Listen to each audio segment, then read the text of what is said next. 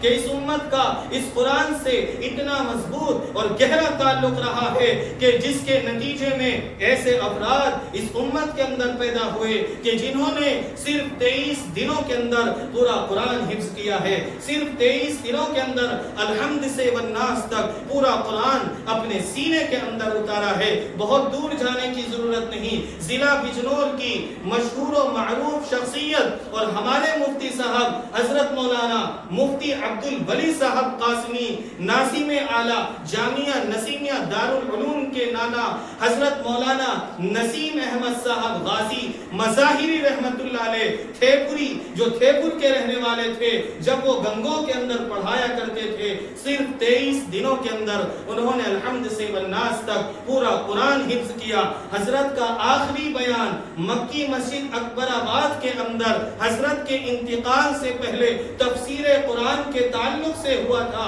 ان کی موجودگی میں ان کے صاحبزادے محترم حضرت مولانا مفتی زعیم صاحب قاسمی دامت برکاتہم العالیہ نے اس واقعے کو بیان فرمایا تھا۔ حضرت وہاں پر موجود تھے۔ حضرت نے اپنے اہل خانہ اور اپنے خواص حضرات سے خود اپنی زبان سے اس واقعے کا بارہا تذکرہ کیا ہے، اور حضرت نے اپنے معتمد خاص نواسہ کبیر حضرت مولانا مفتی رضی صاحب دامت برکاتہم العالیہ سے خود اس واقعے کا تذکرہ فرمایا، اور حضرت مفتی صاحب کے ذریعے ایک تحریر خود میرے پاس پہنچی، اور حضرت مفتی صاحب نے خود مجھ سے بھی بتایا، جبکہ اس سے پہلے بھی میں جانتا تھا۔ تو ہمارے ضلع بجنور کے اندر اور آج بھی گنگوں کی در و دیوار اس بات کی شاہد ہے، آج بھی گنگوں کے بڑے بڑے علماء اس بات کے شاہد و گواہ ہیں، آج بھی گنگوں کی عوام اس بات کی شاہد ہے کہ ہمارے ضلع بجنور کے